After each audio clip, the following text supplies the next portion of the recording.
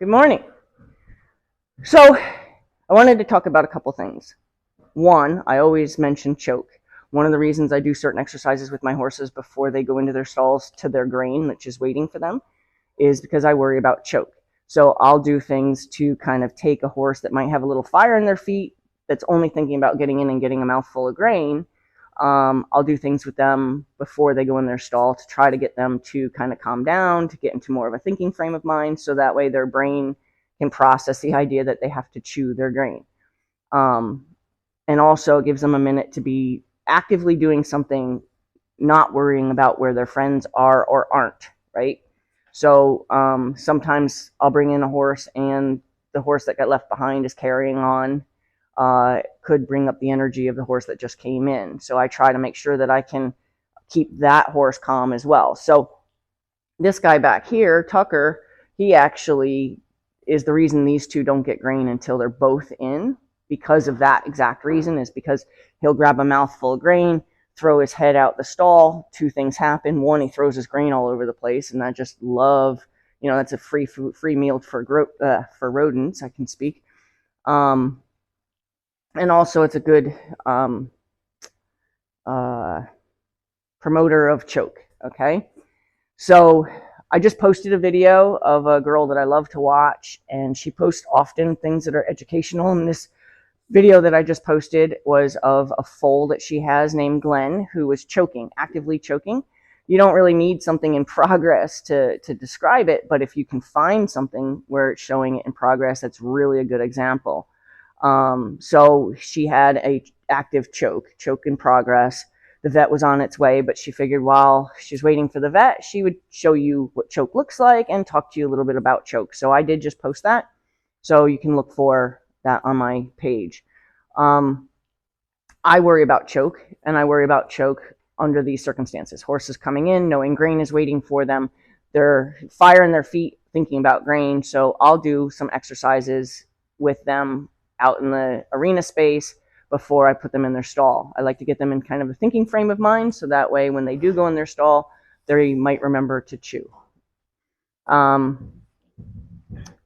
Another thing, somebody that I like to follow reposted something somebody had written about how watching her lessons is like watching paint dry, because there's no drama, there's no explosions and things like that. And I recently did post some bring-in exercises where my horses were a little more disconnected, to the point to where my volume was a lot louder than I'm ever. And I posted them anyway, and somewhat regretfully, because my voice was louder than I ever have with my horses. My disconnect with the horses, although that's what I was trying to show, kind of implied that I don't have connections with my horses. And that really wasn't what I was what I was trying to share. I was trying to share that your horses do come in so disconnected that sometimes it's really in their best interest and your wallet's best interest to get them in a thinking frame of mind before you allow them to get that first mouthful of grain. I took down, a couple of the videos where I was exceptionally verbally loud with my horse, and realizing that most of my voice is for the benefit of the camera, for the benefit of the viewer, so that you know what I'm asking them to do. Like just now I walked you through what I was asking Katie to do. However, I was just telling you in advance, I'm going to tell her nose to go this way, I'm going to tell her tail to go that way, I'm going to tell her to back up, I'm going to tell her to go forward. I told you all that in advance so that you knew in advance what I was asking her to do. Some of the exercises with the horses in previous videos, I didn't tell you what I was going to ask them to do. I was just kind of jumping into it, and mainly because I was coming in with very forward horses, very on the forehand, very, I don't feel like doing this, I just want to go get my grain kind of thing. So taking the time to tell you what I'm about to ask them to do really didn't fit into the video. I'm not going to take them down, but like I said, I took down like one video in particular where I called him Crash and Burn Teddy, Mr. Crash and Burn, because he just, when he's not thinking about anything but what he wants, he's extremely disconnected. But what that invited was people saying, you know, wow, this woman's really disconnected from her horses.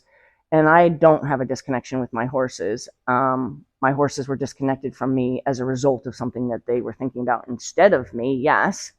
And if you can honestly say you've always had your horses 100% focused on you no matter what, nothing environmentally has ever taken your horse's attention away from you, you haven't been around horses very long. That's my opinion, and I'm sticking to it because I have good conversations with my horses. I have very quiet conversations with my horses. That disconnect is important to see, but if you don't know what you're watching, you're just seeing chaos, and that's not what I'm promoting. But I just wanted to kind of point out that I do them for a reason, and if the horses are connected or aren't having any heightened alertness about coming in for their food, sometimes I do very little with them. Sometimes I just, you know, come in and put my hand on their withers and run my hand down the line and bring them around for a one rein stop exercise, you know, and I may stop them 3-4 times before we get to the stall. And that might be all I do. I don't share those videos for the exact reason that this one woman had posted, is that my lessons look like paint drying. So I figured like those aren't the interesting videos. Now, if that better promotes me, then I definitely would rather post videos like that. I kind of wanted to like slam on the brakes of potentially creating a wrong impression of how I work with my horses because of certain videos that I posted that showed my horses in complete chaos and complete disconnect. I didn't show those to promote me as a chaotic or loud, aggressive trainer. I posted those to show how badly a horse can come in disconnected and how important it is to get them connected. Like Teddy, if you were to let him loose, he would run in his stall, slam into the wall, whatever it took to get to his grain bucket. He would knock you or anything down because he's so thinking about grain, and that's it. And that's why I do the exercises specifically with him, because I need him to come in thinking about doing something that makes him think and calm down, and then we can go have our grain.